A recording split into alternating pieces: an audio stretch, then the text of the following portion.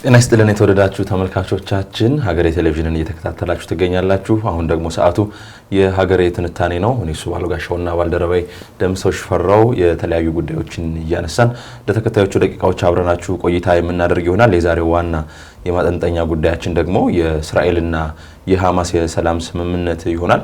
ደምሰው እንዴት ሰነበትክ? እንደምነሱ ባለው ይመስገን።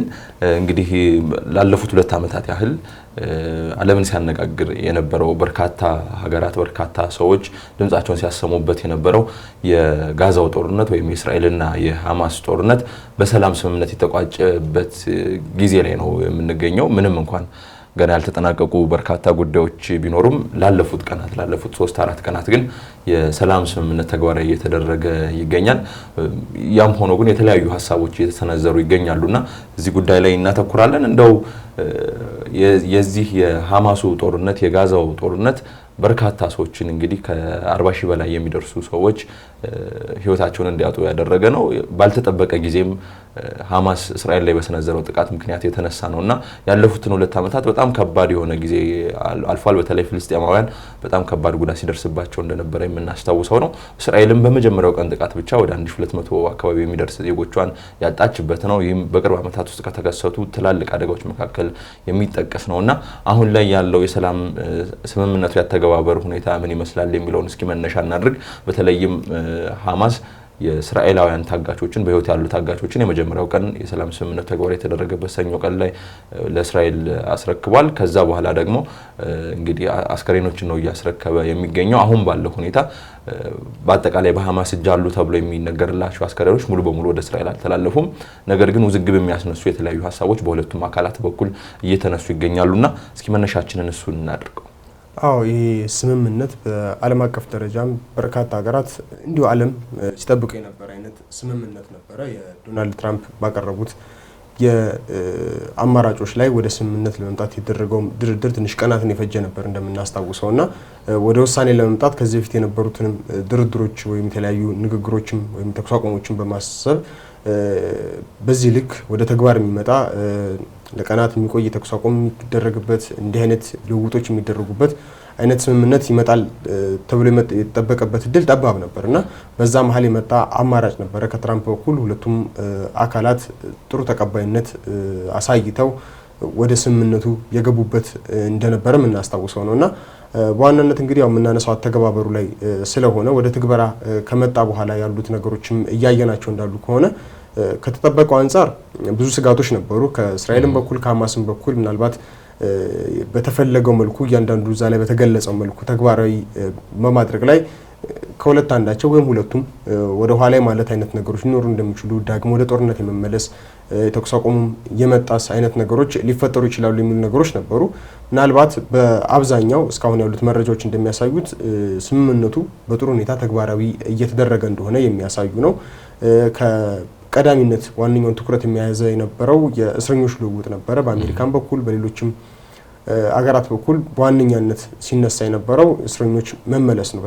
በሐማስ በኩል ያሉ ታጋቾች መመለስ እንዲሁም ደግሞ ሐማስም በምላሹ የሚጠይቃቸው በእስራኤል በኩል የተያዙበት እስረኞች አሉ፣ ፍልስጤማውያን እስረኞች አሉ። እንዲሁም ደግሞ በተመሳሳይ መልኩ እንዲሁ ህይወታቸው ያለፉ ፍልስጤማውያንም አሉ እስራኤል በኩልና እነሱን መለዋወጡ እስካሁን ባለው ሁኔታ በጣም በጥሩ ሁኔታ ነው ተግባራዊ እየተደረገ እያየን ያለ ነው። ምናልባት አንድ ሁለት መሀል ላይ እንቅፋት ሊመስሉ የሚችሉ አይነት ነገሮችን አስተውለን ነበር። ምናልባት የሚነሳው ከትላንት ወዲያ አካባቢ ይመስለናል የሐማስ እስካሁን ከመለሳቸው ህይወታቸው ያለፉት አጋጆች መካከል የአንደኛው አስክሬን እስራኤላዊ አይደለም የሚል በእስራኤል በኩል የቀረበ ቅሬታ ነበረ። የተለያዩ ምርመራዎችንም በማድረግ በእርግጥም እስራኤላዊ እንዳልሆነ ማረጋገጣቸውን ከእስራኤል በኩል የወጡ መግለጫዎች አሳይተዋልና እሱ ምናልባት መሀል ላይ የተወሰኑ የእስረኛ ልውውጡን ወደ ኋላና ወደፊት እንዲል የሆነ መንገራገጭ አይነት ስሜት የሚፈጥር መስለው ነበረ። ግን ያን ያህል በተፈራው ልክ እየሄደ አይመስልም እስካሁን ባለው ሁኔታ። በዛ መልክ በቃላት መልኩ የተወሰኑ ነገሮችን ከመነጋገር ያለፈ ነገሮች የሉ። ምናልባት እንደ ማታለያ አይነት ነገሮችን እየተጠቀመ ነው የሚል ወቀሳዎችን በሐማስ በኩል የተሰነዘሩ ቃላት ልውውጦችንም መስማት ችለን ነበርና ከዛ ያለፈ ነገሮች ግን እያየን አይደለንም። ይሄኛው እስካሁን እንግዲህ በዚህ መልኩ በተለይ ከእስረኛና ታጋሽ ጋር ያለው ነገር በጣም በጥሩ ሁኔታ ተግባራዊ እየተደረገ መሆኑ ከተኩስ አቁም ጋር በተያያዘ እንዲሁም ደግሞ ዋናና መሰረታዊ ተብሎ የሚታሰበው በተለይ ዓለም አቀፉ ማህበረሰብ በተደጋጋሚ ሲጠይቅ የነበረው በጋዛ ውስጥ የሚገኙ ፍልስጤማውያን የሰብአዊ ድጋፍ አቅርቦት ነውና ለሱም በጣም ከፍተኛ ለውጥ እንዲመጣ ያደረገ ነው ተብሎ ነው እየተነገረ ያለው ይሄኛው ስምምነት። አብዛኛዎቹ ከዚህ በፊት ተዘግተው የነበሩ መተላለፊያ መስመሮች ክፍት እንዲሆኑ ተደርጓል። በተሻለ መጠን በነፃነት የተለያዩ የሰብአዊ ድጋፎች በከፍተኛ ደረጃ በጋዛ ውስጥ ለሚገኙ ፍልስጤማውያን እንዲቀርብ እየተደረገ ነው። ይህም በተለይ እንደ ዩኤን ባሉ ሌሎችም ዓለም አቀፍ ተቋማት በኩል እንዲሁም የሰብአዊ ድርጅቶች በኩል ተሻለ አድናቆትም እንደ ጥሩ ነገርም እየተገለጸ የሰማነው ነገር ነው። እነዚህ ምናልባት አሁን እስካለው በስምምነት ውስጥ እንደ ጥሩ የምናነሳቸው ነገሮች ናቸው። ምናልባትም ግን እዚሁም ውስጥ የሚቀሩ ነገሮች አሉ፣ መጨመር መስተካከል አለባቸው ተብሎ የሚነሱ ነገሮች አሉ። አንዱ ምናልባት የዚሁ የሰብአዊ መብት ጋር በተያያዘ ዩኤን ያወጣው ሪፖርት የሚያሳየው በቂ እንዳልሆነ ነው። አሁንም የተወሰኑ ገደብ ያለባቸው አካባቢዎች እንዳሉ፣ እነዛም አካባቢዎች ሙሉ በሙሉ ክፍት መደረግ አለባቸው የሚሉ ጥያቄዎች ከተባበሩት መንግስታት በኩል እየቀረበ ይገኛል። ምናልባት በቀናቶች ውስጥ ተግባራዊ ይደረጋል ተብሎ ይታሰባል። ምክንያቱም እስካሁን ባለፉት ቀናቶች ውስጥ እያየን ያለ ነው የስምምነቱ አፈጻጸም ወደ ሰላሙ የሚያመጣ አይነት ስለሆነ የተሻሉ ነገሮችን እየከፈተ የመነጋገር አማራጮችን እያሰፋ የመጣ አይነት ነገር መስሎ ይታያል። ምናልባት አሁንም ስጋቶች አሉ። በኋላም በደንብ በሰፊው የምናነሳቸው ነገሮች ይኖራሉ። እንደ ጥሩ የምናነሳው ከጥሩ እንጀምር ብዬ ነውና ጥሩ ነገር ብለን የምናነሳው እስካሁን ያለው እነዚህ ነገሮች ናቸው። እንደ ስጋት ብለን የምናነሳቸው ያው አሁን ይሄኛውም እንዳለ ሆኖ ቀጣይ ሁለተኛ ዙር የሚሄዱ ስምምነቶች ንግግሮች አሉና እዛ ላይ የሚመጡት ነገሮችን ተግባራዊ ማድረግ ላይ ብዙ በስጋትነት የሚነሱ ነገሮች ይኖራሉ። ምክንያቱም በሁለቱም ወገን በቀላሉ ተቀባይነት ያገኛሉ ተብሎ የማይታሰቡ የመደራደሪያ ሀሳቦችም ስለነበሩ እነሱ ናቸው ምናልባት የምናነሳቸው ነገሮች። አዎ እንደው የእስራኤልና ሐማስ ምን አሉ በተለይም እስካሁን ድረስ ባለው የሰላም ስምምነቱ ያተገባበር ሂደት ውስጥ ምን አይነት ሀሳብ አላቸው፣ ምን አይነት ምልከታ ነው ያላቸው የሚለውን ስንመለከት በተለይም በእስራኤል በኩል አሁንም ቢሆን ተጨማሪ የታጋች አስከሬኖች እንዲሰጧት ትፈልጋለች። ወደ 28 የሚደርሱ ናቸው። እንግዲህ በተለይም የሰላም ስምምነቱ ሲፈጸም ሐማስ ለእስራኤል ያስረክባል ተብሎ ሲነገር የነበረው ወደ 28 አካባቢ ነው። ነገር ግን እስካሁን ሙሉ በሙሉ ማስረከብ አልቻለም። እስራኤልም በተለይም በጠቅላይ ሚኒስትሩ ቤንያሚን ኔታንያሁ በኩል እያለች ያለችው ወደ ሁለተኛው ምዕራፍ መሸጋገር የምንችለው ሙሉ በሙሉ ሐማስ በእጁ ያሉትን የእስራኤል ታጋቾች አስከሬን ለኛ ማስረከብ ሲችል ነው የሚል አስተያየታቸውን ነው የሰጡት። በሐማስ በኩል ደግሞ በእኔ በኩል የሚገባውን ነገር የሚያስፈልገውን ነገር በሙሉ አከናውኛለሁ፣ ጨርሻለሁ እያለ ነው። ይህን ያለበትም አንዱ ምክንያት እንግዲህ በተለይም በህይወት ያሉ ታጋቾች በሚታወቅ ቦታና በራሱ በሐማስ ወታደሮች አመራሮች ስር ስለነበሩ እነሱን ሙሉ በሙሉ ማስረከብ ችሏል። ነገር ግን የአስከሬኖቹ ጉዳይ በተለያዩ አካባቢዎች ናቸው የሚገኙት። እኔ አክሰስ ማድረግ የምችላቸውን ማግኘት የምችላቸውን ያህል አስረክቤያለሁ ለእስራኤል ወደ 9 አካባቢ ማለት ነው። ስቱዲዮ እስከገባንበት ሰዓት ድረስ እንግዲህ 9 አካባቢ ናቸው ወደ እስራኤል እንደተሰጡ እየተነገረ የሚገኘው። ከዚህ በኋላ ያሉትን ግን እኔ ማስረከብ አልችልም። ምክንያቱም አንደኛ ጋዛ ላይ የደረሰው እንግዲህ መጠነ ሰፊ ውድመት ነው። በዛ ምክንያት በርካታ ፍርስራሾች አሉ። በእነዛ ፍርስራሾች ውስጥም እነዚህ አስከሬኖች ይገኛሉ የሚል ነገር ያነሳል። ሁለተኛ ደግሞ አሁንም ድረስ በእስራኤል መከላከያ ኃይል ቁጥጥር ስር ባሉ አካባቢዎችም የሚገኙ አስከሬኖች አሉ። ስለዚህ እነዚህን እንዲህ በቀላሉ በቶሎ ማግኘት አልችልም።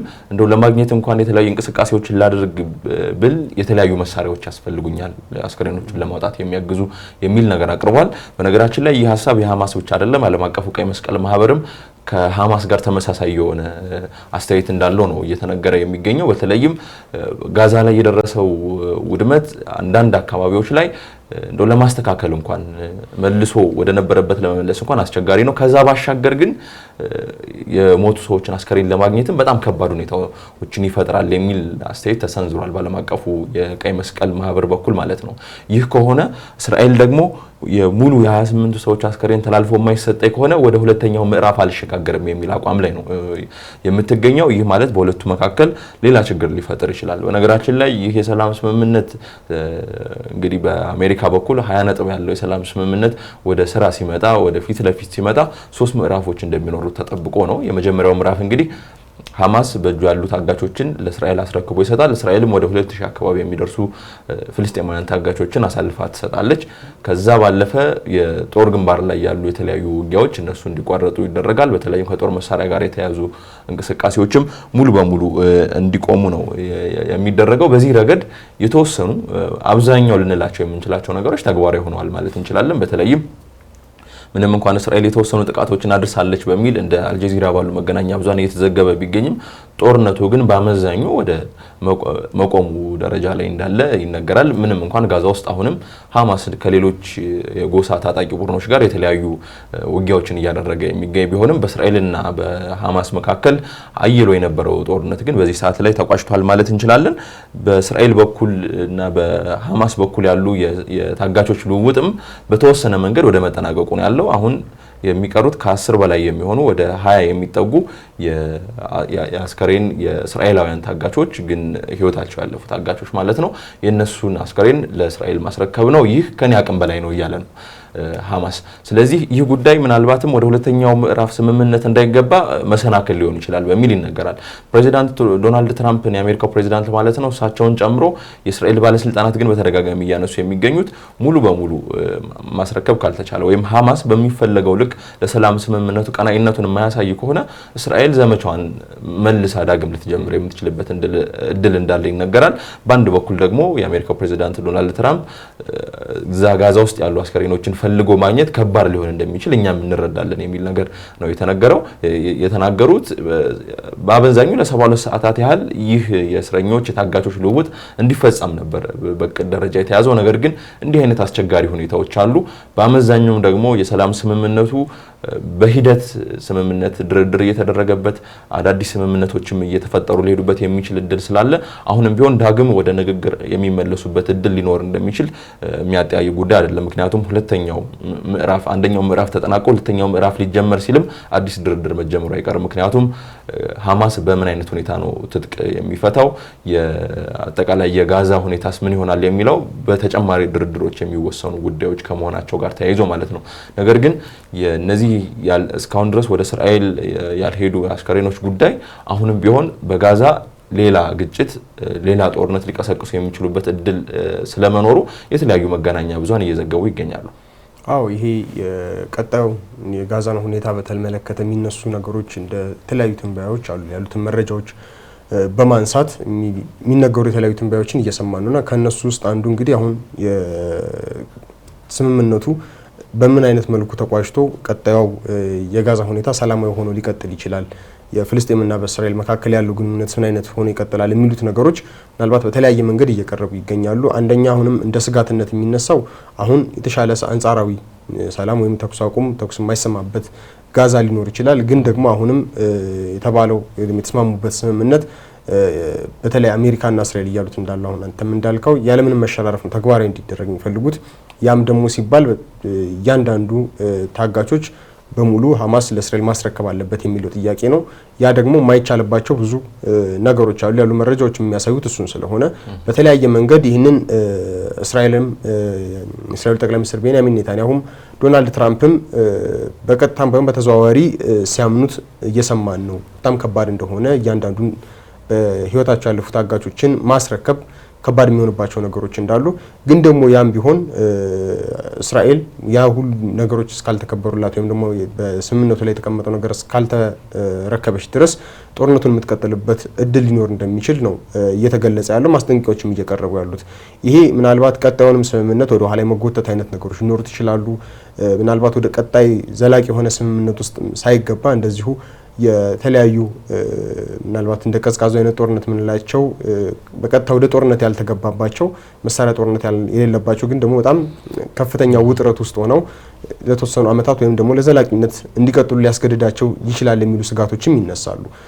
ከዛ በተጨማሪ ደግሞ የሚነሳው አሁን በቀጣዮቹ ስምምነቶች አሁን ተግባራዊ የሚደረግ ሆነ ወደ ቀጣይ ተብሎ የሚታሰቡት አንደኛዎቹ ነገሮች ጋዛን ማን ነው ቀጣይ የሚያስተዳድራት የሚሉ ጉዳዮች፣ የሐማስ ህልውና ጉዳይ፣ ከዚህ በኋላ ሐማስ እንዴት ሆኖ ነው የሚቀጥለው የሚሉት ጉዳዮች ቀጣዩ ሁለተኛ ዙር ላይ እንዲሁም ደግሞ እያሉ የሚሄዱት ድርድር ዙሮች ላይ በዋነኛነት የሚነሱ ጉዳዮች ናቸው ተብሎ ይታሰባል። እነዚህ ጉዳዮች ለስምምነቱ ለድርድሩም ብቻ ሳይሆን የቀጣዩን የጋዛን እንዲሁም የመካከለኛው ምስራቅ ሰላም ለመወሰንም ወሳኝ ድርሻ ያላቸው ሀሳቦች ናቸው ተብሎ ነው የሚታሰቡት። ምክንያቱም እዛ አካባቢ ላይ ላለው ውጥረት ከፍተኛ የግጭት ማዕከል የሆኑት የእስራኤል ጦርና የሐማስ ታጣቂዎች ናቸውና በእስራኤል በኩል አሁን እንዲሁም በአሜሪካ በኩል የቀረበው የመደራደሪያ አማራጭ ሐማስ ሙሉ ለሙሉ ትጥቅ እንዲፈታ የሚጠይቅ መሆኑ ከየትኛውም የፖለቲካ አስተዳደር ውስጥ ገለልተኛ ሆኖ እንዲቀመጥ የሚጠይቅ መሆኑ ያም ይሆን ከሆነ ምናልባት መካከለኛው ምስራቅ ላይ እንደተባለው ወደ ሰላም የመምጣት አማራጩ የተሻለ ሊሆን ይችላል። ምክንያቱም ከእስራኤል ጋር በኩል ወይም ደግሞ ተመጣጣኝ በሆነ ኃይል ኖሮት ሊዋጋ ሊታገል የሚችል አካል በፍልስጤም ወይም በጋዛ በኩል ስለማይኖር ማለት ነውና ያኛው እዛ አካባቢ ያለውን ነገር ወደ ሰላም የማምጣት ቻንሱን ሊያሰፋው ይችላል ተብሎ ነው የሚታሰበው። ግን ደግሞ ይሄኛው በሐማስ በኩል ተቀባይነት ያገኛሉ ትንሽ ከባድ ነው። ሐማስን ብቻ ሳይሆን አብዛኛው የመካከለኛው ምስራቅ ሀገራት ይህንን ነገር ይቀበሉታል ተብሎ አይታሰብም። ሌላ ራሱን የቻለ ጠንካራ እስራኤልን የሚገዳደር አካል ፍልስጤም ውስጥ እንዲኖር ስለሚፈልግ ያ ደግሞ እስራኤልንም አሜሪካንም የሚያስማማ ነው ተብሎ አይታሰብም። እነዚህ ምናልባት በስጋትነት የሚታዩ ነገሮች ናቸው። ቀጣይ ስምምነቱን እንዴት አድርገው ያስቀጥሉታል? ቀጣይ የመካከለኛው ምስራቅ ሰላም ወይም ደግሞ እንቅስቃሴ ሀገራት እንቅስቃሴስ ምን ሊመስላል የሚችለውን ነገር የሚወስኑ ናቸውና አሁን እያየናቸው ያሉ ነገሮች በተለይ በሐማስን በኩል ያለው አቋም ያንን የሚቀበል አይደለም። የተለያዩ የቀረቡ ምክረ ሀሳቦችም ነበሩ። በተለያዩ የአረብ ሀገራት አሸማጋይ በነበሩ የአረብ ሀገራት የቀረቡ ምክረ ሀሳቦች አሉ ከዚሁ ጋር ተመሳሳይ ይዘት ያላቸው። በአሜሪካን በኩል የቀረበው እንዲሁ ሐማስ ሙሉ ለሙሉ ትጥቁን እንዲፈታ ከፖለቲካው ያስተዳደሩም ገለል ብሎ ሌሎች በምሁራን የሚመራ አስተዳደር ጋዛን እንዲያስተዳድር የሚጠይቁ ናቸውና እነዚህ በሐማስ በኩል ተቀባይነት እያገኙ አይደለም። ተደጋጋሚ ያወጣቸው በተለያየ መልክም አመራሮች የተናገሯቸው ንግግሮችን ስናይ ይህን ነገር በቀላሉ ወይም ደግሞ ይሁን ብሎ የሚቀበለው እንዳልሆነ ነው እየገለጸ ያለውና ምናልባት ቀጣዩ ዙር ድርድር ይሄኛው እነዚህን ሀሳቦች ፉርሽ አድርጎ ወይም ሌሎች ተጨማሪ መደራደሪያ ሀሳቦችን እንዲካተቱበት የሚያስገድድ ሊሆን ይችላል ተብሎ ይታሰባል። ወይም ደግሞ ውጥረቱን የሚያስቀጥል ወይም ደግሞ ግጭቱን የሚያስቀጥል መንስኤ ሆኖ ሊቀጥል ይችላል ተብሎ ይገመታል። በዚህ ውስጥ እንግዲህ ምናልባት ቀደም አንተም አንስተው የነበረው በጋዛ ውስጥ ሰላምን ከማስፈን እንዲሁም ቀጣይ ማን ይምራት የሚለው ጥያቄ ላይ ሐማስ የበላይነቱን ይዞ መቀጠል ነው የሚፈልገው። ግን ደግሞ በሌላኛው በኩል ከውጪ ከእስራኤል ጋር እንዳለው አለመግባባት ሁሉ እዛው ፍልስጤም ውስጥ የሚገኙ ደግሞ የተለያዩ ጎሳዎች እንዲሁ ከሐማስ ጋር አለመግባባት ውስጥ የገቡ እንዳሉ እየሰማን ነውና በተለይ ይሄ የተኩስ አቁም ስምምነቱ በተደረገ ማግስት የሰማናቸው አንድ ሁለት አካባቢዎች ላይ የተከሰቱ ግጭቶች እንደነበሩ እነዛም ግጭቶች ደግሞ ከእስራኤል ጋር ሳይሆን በሐማስና በእነዚሁ ፍልስጤማውያን ጎሳዎች መካከል በተለይ ዱጉሙሽ ተብሎ የሚጠራው አንድ ጎሳ ጋር የተደረገ ከፍተኛ ውጊያ እንደነበረም ተገልጿል።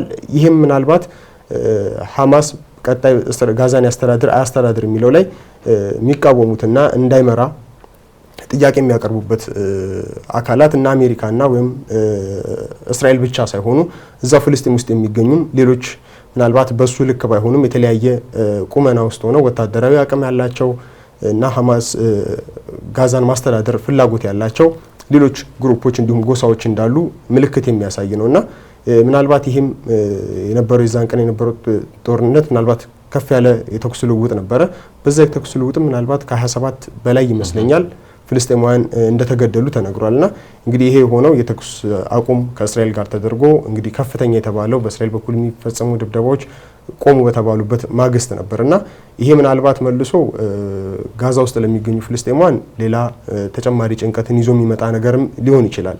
ምክንያቱም ጦርነቱ ከሌላ ሀገር ወይም ደግሞ ከእስራኤል ጋር ሳይሆን ከዚህ በኋላ ደግሞ ወደ እርስ በርስ ጦርነት የመቀየር እድል ይዞ ሊመጣ እንደሚችል ነው እየተነገረ ያለው።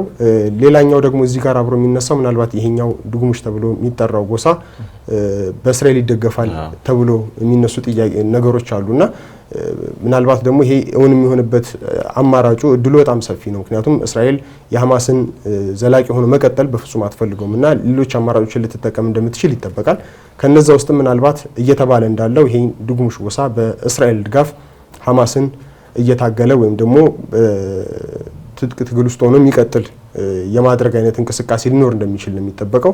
ያ ደግሞ ምናልባት ጋዛን ከዚህ በኋላ መልሶ መገንባት የሚባለውም ነገር በጣም ከባድ እንዲሆን አሁን ባለበት የመፈራረስ አይነት እንቅስቃሴ ውስጥ የፈራረሰ ከተማ ውስጥ ተጨማሪ ይህንን ህይወት እንዲቀጥል የሚያደርግ የጦርነት ህይወት እንዲቀጥል የሚያደርግ ረጅም የእርስ በርስ ጦርነት እንዲከሰት እድል የሚሰጥ ነው።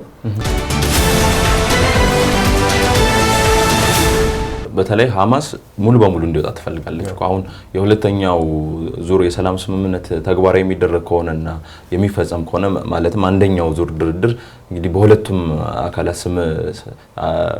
አካላት ስምምነት መሰረት ተቋጭቷል። በመጀመሪያው ዙር ያስቀመጥናቸው ነጥቦች ተሟልተዋል ብለው ወደ ሁለተኛው ዙር የሚሸጋገሩ ከሆነ አንዱ ጉዳይ የሐማስ ትጥቅ ሁኔታ ነው። የሐማስ ቀጣይ ጣፋንታ ሁኔታ ነው።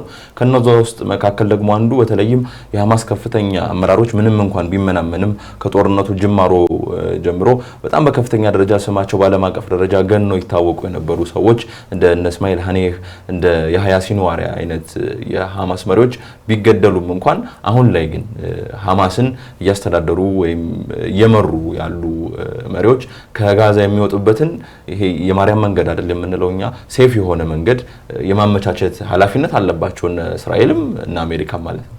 እነዚህ አመራሮች ደግሞ ከሀገር ከወጡ የሐማስ ቀጣይ ጣፋንታ የሚሆነው ሐማስ በቃ ይከስማል አይነት እሳቤን ያለው በእስራኤልና በአሜሪካ በኩል። ነገር ግን እዛው ሐማስ አካባቢ ያሉ ሐሳቦች ደግሞ እንደዛ የሚሆኑ አይመስሉም። አሁን ላይ የተለያዩ ምዕራባውያን መገናኛ ብዙሃን የተለያዩ ርዕሶችን እያነሱ የሐማስና የጋዛን የእስራኤልን ቀጣይ ጣፋንታ ጉዳይ ይተነትናሉ።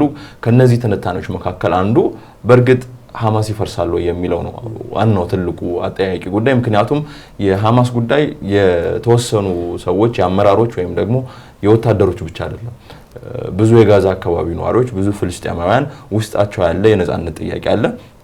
እንኳን እስራኤላውያን እንኳን ፍልስጤማውያን ብቻ ሳይሆኑ እስራኤል ውስጥ የእስራኤል ፓርላማ ውስጥ ራሱ እኮ ባለፈው ዶናልድ ትራምፕ ሄደው በነበረበት ወቅት ንግግር እያደረጉ ባሉበትም ሰዓት እስራኤል ፓርላማ ላይ ማለት ነው ፍልስጤም ነጻ ሀገር መሆን አለባት ብለው የተቃውሞ ድምጽ ያሰሙ የፓርላማ አባልም የነበሩበት ሁኔታ ነው ያለው። ስለዚህ የፍልስጤማውያን የነጻነት ጥያቄ አሁንም ቢሆን መኖሩ አይቀርም። በዌስት ባንክ አካባቢ ነፋታም ሊሆኑ ይችላሉ፣ የሐማስ ደጋፊዎች ጋዛም ላይ ሊሆኑ ይችላል።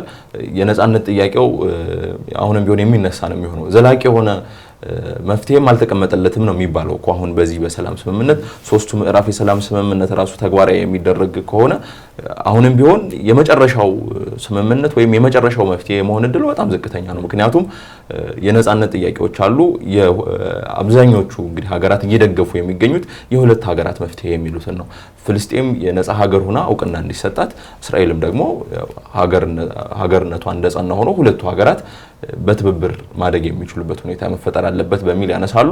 በሌላ በኩል ደግሞ እንደ ኮንፌዴሬሽን ወደ እስራኤል መቀላቀል የሚለውንም ደግሞ እንደ ሀሳብ የሚያነሱ አሉ። አሁን ይህ ስምምነት በሁለቱ ጉዳዮች ላይ የሚያስቀምጠው የመጨረሻ ነጥብ የለም። ጋዛን የሚያስተዳድር ሌላ አስተዳደር ይቋቋማል። ያንን አስተዳደር ደግሞ ለመምራት ለማገዝ፣ የጋዛን መልሶ ግንባታ ለመደገፍ በፕሬዚዳንት ዶናልድ ትራምፕ የሚመራ የአማካሪ ቦርድ አይነት ነገር ይቋቋማል። ከሱ ጋር በትብብር የተለያዩ ስራዎች ይሰራል የሚል ነው የሚያነሱት። ስለዚህ ሐማስ የተነሳበት ዓላማ ፍልስጤም ነጻ ሀገር መሆን አለባት፣ ነጻነታችንን እንፈልጋለን በሚል ያነሳው ዓላማ ምላሽ እስካላገኘ ድረስ የሐማስ አመራሮች ከጋዛ ቢወጡ ወይም ሐማስ ፈረሰ ቢባል እንኳን ህዝቡ ላይ ያለውን ስሜት ሙሉ በሙሉ ማጥፋት የሚቻል መስሎ አይሰማኝም። ስለዚህ አሁንም ቢሆን የተለያዩ እንቅስቃሴዎች መኖራቸው አይቀርም። አሁን እስራኤል የጋዛ ውስጥ የሚንቀሳቀሱ የጎሳ ቡድኖችን ትደግፋለች በሚል የሚነሳባቸው ጉዳይ አለ። ባለፈው ሰኔ ወር አካባቢ ይመስለኛል የእስራኤሉ ጠቅላይ ሚኒስትር ቤንያሚን ኔታንያሁ ያነሱት ጉዳይ ነበረ። የማስታጠቅ ሌሎች ቡድኖችን የማስታጠቅ አይነት እንቅስቃሴዎች ውስጥ እንዳሉ የሚያመላክት አይነት ነገር ማለት ነው። ስለዚህ ያን ያህል ሚስጥር የሆነ ያን ያህል የተደበቀ ጉዳይ አይደለም። እስራኤልም ደግሞ በቀጥታ ራሷ ከመዋጋት እዛ ላይ ሌሎች ሐማስን የሚቀናቀኑ ሌሎች ቡድኖችን ብታጠናክር የሚገርምም አይደለም። በዓለም ታሪክም ይሄ አዲስ ጉዳይም አይደለም። በተደጋጋሚ የሚደረግ ጉዳይም ስለሆነ ማለት ነው። በተለይም የሁለት ተፎካካሪ ኃይሎች ሁለት ተቀናቃኝ ኃይሎች በሚኖሩበት ጊዜ አንዱን የሚጠላ ይሄ ጠላት ወዳጄ ነው እንደሚባለው አይነት ነገር ማለት ነው ድጋፍ ማድረግ ይቻላል። ምንም እንኳን እነዚህ ቡድኖች ኃይላቸውን እያጠናከሩ እየገነገኑ በሄዱበት ሰዓት እስራኤልን ሊቃወሙ የሚችልበት እድል ቢኖርም ሐማስን ለመዋጋት በሚል ግን እነዚህን ቡድኖች ማስታጠቅ፣ እነዚህ ቡድኖች መደገፍ በእስራኤል በኩል የሚወሰድ የመጀመሪያው እርምጃ ስለመሆኑ ምንም የሚያጠያይቅ ጉዳይ አይደለም። እስራኤል በራሷ በራሷም ግን ከዚህ ባለፈ እስራኤል በራሷም ተመልሰው ወደ ጦርነት ልትገባ የምትችልበት እድል ነው አሁን በርካቶችን እያሰጋ የሚገኘው። ምክንያቱም ሐማስ መጀመሪያ ከነበረበት ቁመና በተወሰነ መንገድ ጉዳት እንዳስተናገደ እንደተዳከመ ምንም የሚያጠያይቅ ጉዳይ መስሎ አይታየኝም። ምንም እንኳን አንዳንድ የቡድኑ ደጋፊዎች አሁንም ቢሆን ሐማስ ጠንካራ ነው፣ አሁንም ቢሆን የፈለገውን ነገር ማሳካት ይችላል የሚል አስተያየቶችን እያነሱ ቢሆንም እንደው በቁጥር ደረጃም በሚታዩ ነገሮችም ብዙ መሪዎቹንም ስላጣ የተወሰነ የመዳከም ነገር እንዳለ የሚያጠያይቅ አይመስለኝም። ከዛ ባሻገር ግን በተለይም የወታደራዊ አቅሙ ወደ 10,000 አካባቢ ነው የሚሉ አካላት አሉ። እስከ 40,000 ሊደርስ ይችላል በሚልም ስቴት የሚያነሱ አሉ። ስለዚህ በ10,000 እና በ40,000 መካከል ያለ ነው ወታደራዊ ኃይሉ ልንል እንችላለን። እነዚህን ሰዎች ትጥቅ ማስፈታት፣ እነዚህ ሰዎች ወደ ሰላማዊ ህይወት እንዲመለሱ ማድረግ ግን በጣም ከባድ ስራ ነው ሊሆን የሚችለው። ምክንያቱም አሁን በሁለተኛው ምዕራፍ የሰላም ስምምነት ተግባራዊ የሚደረግ ከሆነና ወደሱ የሚመጣ ከሆነ በዓለም አቀፍ ደረጃ እንግዲህ የሰላም አስከባሪ ኃይል ወደ ጋዛ ይገባል ተብሎ ነው የሚጠበቀው። ከዛ ባለፈም የግብጽና የዮርዳኖስ መንግስታት የዮርዳኖስ ኃይሎች የፍልስጤምን የፖሊስ ኃይል ያሰለጥናሉ። እሱም የአካባቢውን ሰላምና ጸጥታ የማስከበር ኃላፊነቱን ቀስ በቀስ እንዲረከብ ለማድረግ የተለያዩ እንቅስቃሴዎች ይደረጋል በሚል ነው የሚነሳው። ትልቁ የቤት ስራ ግን የሐማስ ወታደሮች የቀድሞ ወታደሮች አሁንም ሐማስን በወታደርነት እያገለገሉ በታጣቂነት እያገለገሉ ያሉ ኃይሎች ምንድነው የሚሆኑት? ምክንያቱም አሁን ኢትዮጵያ ውስጥ እንኳን በዚህ ከሰሜኑ ጦርነት ጋር በተያያዘ የዲዲአር ስራ እስካሁን ድረስ እንዳልተጠናቀቀ እናውቃለን። ሙሉ በሙሉ እንኳን ሰላም ተፈጥሮበታል በሚባለው ሁኔታ ውስጥ ማለት ነው። ጋዛ እንደዚህ አይነት አካባቢዎች ላይ ሲሆን ደግሞ የጎሳ ግጭቶች ባሉበት አካባቢ ከዛም ባለፈም ደግሞ አሁንም አንዳንድ የበቀል ስሜቶች ባሉበት ለምሳሌ የእስራኤልን ኃይል ሲደግፉ ነበሩ ተብለው የተጠረጠሩ አንዳንድ የፍልስጤም ዜጎች እንኳን ሆነው በሐማስ እርምጃ የተወሰደባቸው አሉ። ከሰሞኑን የተለያዩ ቪዲዮዎች እየወጡ ነው። እንደውም አሜሪካና እስራኤል ሴፍ ዞን የሚሉትን ነፃ ወይም ደህንነት ሊኖርበት የሚችለው አይነት ቀጠና ወደ ማቋቋም አይነት ሐሳብ ውስጥ እንዳሉም አንድ የአሜሪካ ከፍተኛ ባለስልጣን ስማቸው ያልተጠቀሰ የአሜሪካ ከፍተኛ ባለስልጣን መረጃ ሰጥተዋል ለመገናኛ ብዙሃን። ስለዚህ እንዲህ አይነት ስሜቶች ባሉበት ሂደት ውስጥ የሐማስ ሙሉ በሙሉ ትጥቅ መፍታት ሐማስ ሙሉ በሙሉ ከጋዛ እንዲወጣ ማድረግ በጣም ከባድ የቤት ስራ ነው ሊሆን የሚችለው።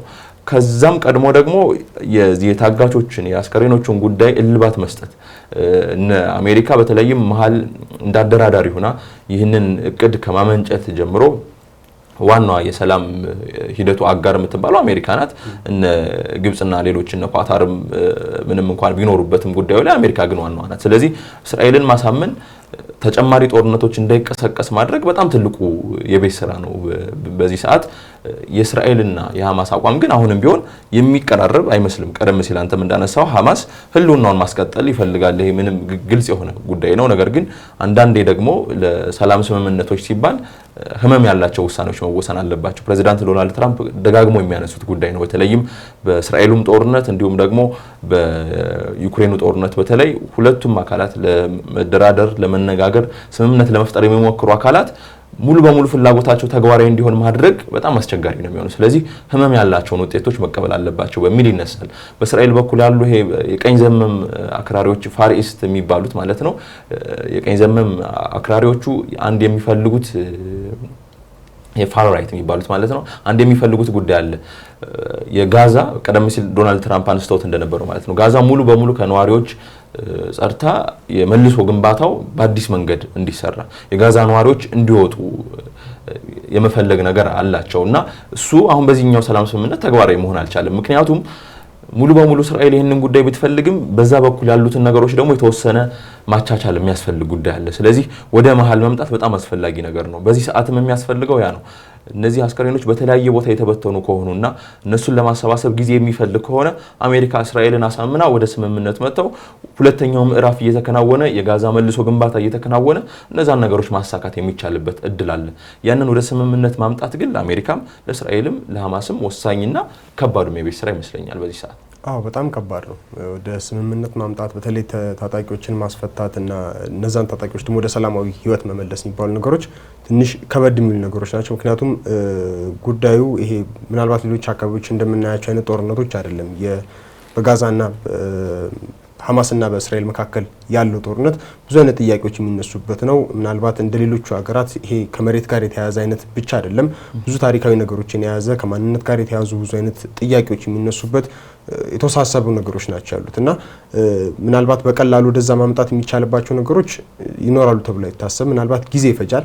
ምናልባት እንደዚህ አይነት ድርድሮች ሰላማዊ በሆኑ አይነት ግንኙነቶችን ጊዜ ወስዶ መነጋገር እነሱ አይነት ነገሮች ናቸው ምናልባት ወደ መፍትሄ ሊያመጧቸው የሚችሉት። አተገባበሩ ምናልባት በአንድ ጊዜ ከሁለቱም አካላት የሚፈለገውን አይነት ውጤት እየጠበቁ የሚደረግ አተገባበሮችም ሆነ ውይይቶች በቀላሉ ለውጥ ያመጣሉ ተብሎ አይታሰብም። ምክንያቱም አሁን እንዳልነው በተለይ ሐማስን እንዲህ በቀላሉ ምናልባት ሊዳከም ይችላል፣ በተለያየ አይነት ነገሮች ሊኖሩ ይችላሉ። ማጥፋት ግን እንዲህ ቀላል ነው ተብሎ አይታሰብም። ምናልባት ኢቭን አሁን በዚህም ሰዓት በዚህ ባለፉት ጥቂት ቀናቶች ውስጥ ምናልባት የተወሰኑ ተጨማሪ ታጣቂዎችን የማሰማራት የመጥራት አይነት እንቅስቃሴዎችን በሐማስም በኩል እያየን ነው። ምናልባት ይሄኛው ተኩስ አቁም ተደርጎ ያለው የረገበ ጊዜ ምናልባት በሐማስም በኩል እንደ ተጨማሪ እንደ መዘጋጃም ጊዜ ሆኖ የሚያገለግል ነው። ተጨማሪ ራሱን ወደ ቀደመ ቁመናው የሚመለስበት የተለያዩ አይነት እንቅስቃሴዎች ሊደረጉ የሚችሉባቸው ናቸው ተብሎ ይታሰባሉ። ምክንያቱም ሙሉ ለሙሉ ይህን የሰላም ሽግግር ብቻ የሚደረጉባቸው ናቸው ተብሎ ስለማይታሰብ፣ ምክንያቱም ደግሞ ከዚህም በፊት የነበሩ የረጅም ዓመት አለመተማመኖች ስላሉ በሁለቱም ሀገራት መካከል የሚመጣውን ሰላም ቁጭ ብሎ ይጠብቃል ተብሎ አይታሰብም። ከእስራኤል በኩል አሁን ሊፈጠሩ ይችላሉ ሊፈጸሙ ይችላሉ የሚሉ ጥቃቶችን ወደ ጦርነቱ ትገባለች ብለን እንደምናስበው ሁሉ ሐማስም እንደሱ አይነት እሳቢዎችን በመያዝ ዝግጅቱን ያጠናክራል ተብሎ ይታሰባል። የሚያደርገውም ጥንክር ዝግጅቶች የእስራኤልን ቁመና ወይም ደግሞ እስራኤል ቀጣይ ልታደርጋቸው ትችላላች ተብሎ የሚታሰቡትን ነገሮች ታሳቢ ያደረገ ይሆናል ተብሎ ነው የሚታሰበው። ይሄ በራሱ ምናልባት በቀላሉ ነገሮችን ስሙዝ ማድረግ ይቻላል ተብሎ እንዳይታሰብ ያደርገዋል ተብሎ ነው የሚታሰበው እና እነዚህ ነገሮች ትንሽ ነገሮችን ሊያወሳስቡት ይችላሉ። በዛውም አንግል ደግሞ በሌላኛው በኩል ከዚህ ቀደም ካየናቸው ምናልባት ጦርነቱ ከተጀመረበት ጊዜ አንስቶ ከነበሩት ነገሮች በአንጻራዊነት የተሻለ ወደ ሰላም የሚያመራ ሁለቱን ሀገራት ዘላቂ ወደሆነ ሰላም ሊያመጣ የሚችል የተወሰኑ ጭላንጭል የምንላቸው በሮች አሉ። ምናልባትም አንድ የምናነሳው የእስራኤል የፍልስጤም ሉዓላዊ ሀገርነትን ወይም እውቅና የማግኘት ጉዳይ ምናልባት ከዚህ በፊት በተሻለ መልኩ የተሻለ ተቀባይነት እያገኘ የመጣ የተሻለ እንቅስቃሴ ያለ ነው። በአሜሪካን በኩል ከዚህ በፊት ከነበረው አንጻር ለዘብ ያለ አቋሞችን እያየንበት ያለንበት ነው። ቅድም አንተም እንዳነሳው በእስራኤል ምክር ቤትም እንደሱ አይነት ሀሳብ ያላቸው ሰዎችን እየሰማን የመጣንበት ነው። እነዚህ በራሳቸው የተወሰነ መንገዶች እንዳሉ ጠቋሚ ናቸው ተብሎ ይታሰባል። እነዚህ በሰላም በኩል ምናልባት ዘላቂ ነገሮችን ለማምጣት አሉ ብለን የምናስባቸው ናቸው። ግጭቱን በማስቀጠል ደግሞ በዛው ልክ እንግዲህ ሐማስን ሊኖር የሚችለውን ቀጣይ ዝግጅት እናስባለን። በእስራኤልም በኩል እንደዛው የቀረቡት የድርድር አማራጮች በጣም ሁለቱ አካላት መካከል በጣም የተወጠሩ ነገሮችን የሚፈጥሩ እዛና እዚህ ጽንፍ የረገጡ አይነት ሀሳቦችን የያዙም የሚመስሉ ነገሮች ስላሉት ምናልባት ይሄ ነገሮችን ሊያወሳስብ ይችላል ተብሎ ይታሰባል። አዎ እንግዲህ በተለይም 2 ዓመታት ሞልቶታል። ባለፈው ሳምንት ይህ ጦርነት ከተጀመረ በዚህ ሂደት ግን መቋጨቱ ወደ መጨረሻው መቅረቡ ዓለም በደንብ ያደነቀው ጉዳይ ነው። ፕሬዚዳንት ዶናልድ ትራምፕን የአሜሪካ የቀድሞ ባለስልጣናት ሳይቀር እነ ጆ ባይደን ሳይቀር ያደነቁበት ሂደት ነው። ምክንያቱም በዚህ መካከለኛው ምስራቅ ቀጠና እሳት በሆነበት ሁሉ ነገር እሳት በሆነበት ቀጠና የተለያዩ ኃይሎች ፍላጎት ያላቸው እነዛ ፍላጎቶች ደግሞ የሚታረቁ በማይመስሉበት ሁኔታ ውስጥ የሰላም ስምምነትን ተግባራዊ ማድረግ አሁንም ለተጨማሪ ንግግሮች ዝግጁ መሆን ሁለት የተራራቀ አስተሳሰብ ያላቸውን ቡድኖች አስማምቶ አንድ የተሻለ የጋራ የሆነ ሰላም ማምጣት መቻል በጣም ትልቅ ጉዳይ ነው። ፕሬዚዳንት ዶናልድ ትራምፕ ይህንን ማሳካት ችለዋል። ምንም እንኳን ሲጠብቁት የነበረው የኖቤል ፕራይዝ ባይሳካላቸውም እሱ ቢያልፋቸውም ሰላም ማምጣት ችለዋል። ነገር ግን አሁንም ቢሆን ይህንን ሰላም ማጽናት ወደ ዘላቂ ሰላም ደግሞ እንዲሸጋገር መካከለኛው ምስራቅ አዲስ መካከለኛው ምስራቅ ታያላችሁ በሚል ነው ፕሬዚዳንት ዶናልድ ትራምፕ ደጋግመው የሚያነሱትና ያንን አዲስ መካከለኛው ምስራቅ ለማየት ግን አሁን ጋዛ ላይ ያለውን ሁኔታ ማረጋጋት ተጨማሪ ጦርነት እንዳይመጣ ማድረግ ትልቁ የቤት ስራ ነው። በቀጣይ ጊዜያት አዳዲስ ነገሮችን እንሰማለን ብለን እናስባለን። ውድ ተመልካቾቻችን የዛሬው ሀገሬ ትንታኔ እስካሁን ድረስ ቆይታ ያደረግንበት ነበር። በቀጣይ ሌሎች ርዕሰ ጉዳዮችን ይዘን እንመለሳለን። አብራችሁን ስለቆያችሁ ግን እናመሰግናለን። ጤና ይስጥልን።